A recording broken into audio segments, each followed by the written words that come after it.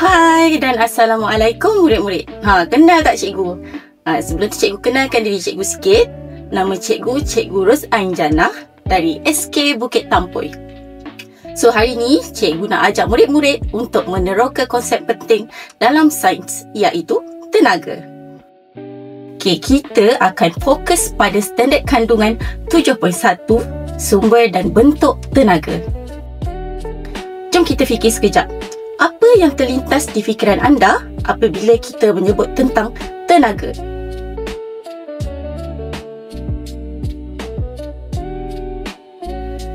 Kita akan meneroka pelbagai bentuk tenaga dan bagaimana ia berfungsi dalam kehidupan kita.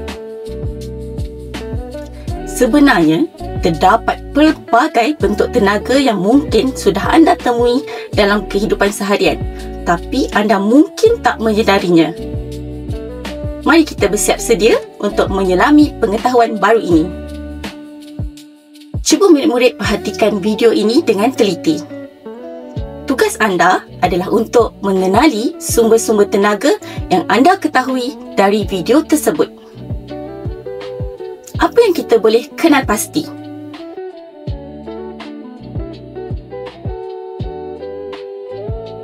Apakah bentuk-bentuk tenaga yang anda kenali?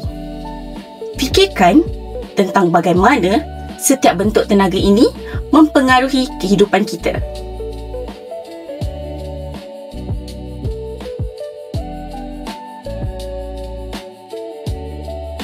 Bentuk tenaga yang pertama, tenaga suria.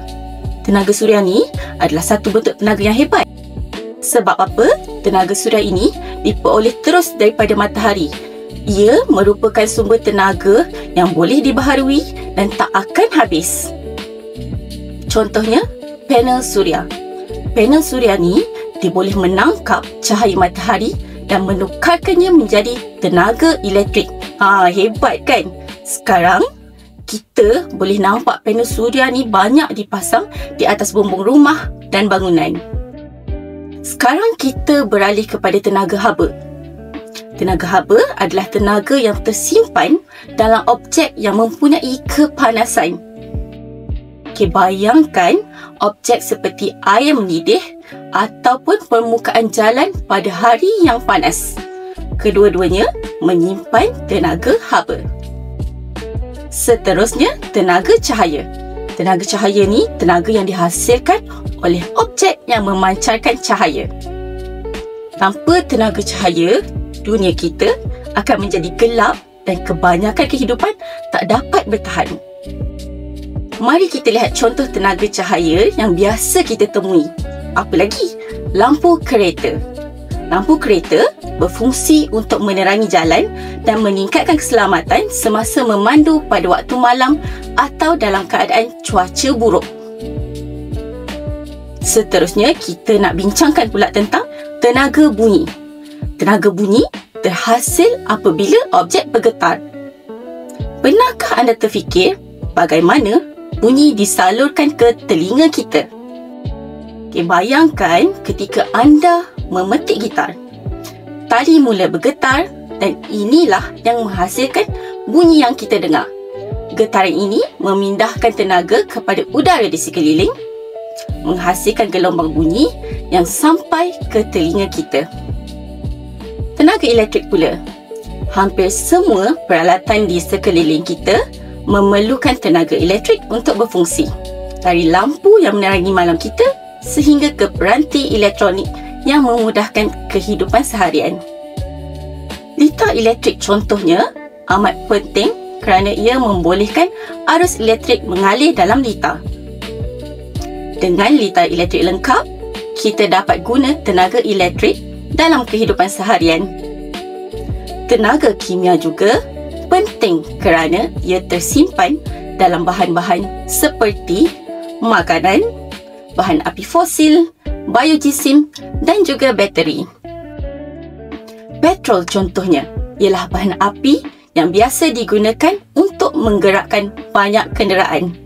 Apabila petrol terbakar di dalam enjin, tenaga kimia yang tersimpan di dalamnya ditukar kepada tenaga mekanikal yang kemudian menolak kenderaan untuk bergerak ke hadapan. Tenaga kinetik adalah jenis tenaga yang dimiliki oleh objek yang sedang bergerak. Contohnya, kereta api yang bergerak menunjukkan adanya tenaga kinetik. Bayangkan betapa banyaknya tenaga yang diperlukan untuk menggerakkan kereta api besar dan berat itu. Tenaga keupayaan pula adalah tenaga yang tersimpan pada objek yang berada pada sesuatu ketinggian atau apabila ia diregangkan atau dimampatkan. Sekarang kita lihat contoh yang menarik bagi tenaga keupayaan, iaitu lastik. Apabila kita menarik lastik ke belakang, kita sebenarnya menyimpan tenaga. Tenaga yang tersimpan itu dipanggil tenaga keupayaan.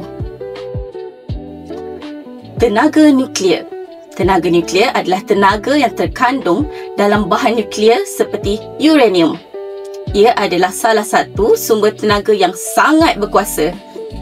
Namun, kita juga harus sedar akan cabaran dan tanggungjawab dalam menguruskan tenaga nuklear ini. Sekarang, mari kita bincangkan tentang contoh-contoh lain bagi bentuk tenaga yang mungkin anda sudah kenal.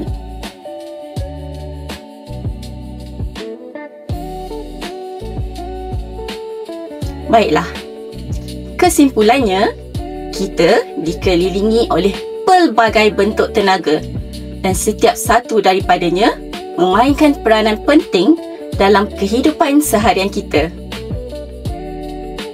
Sekian sahaja untuk hari ini. Terima kasih semua. Cikgu sangat gembira dengan semangat dan kerjasama kamu hari ini.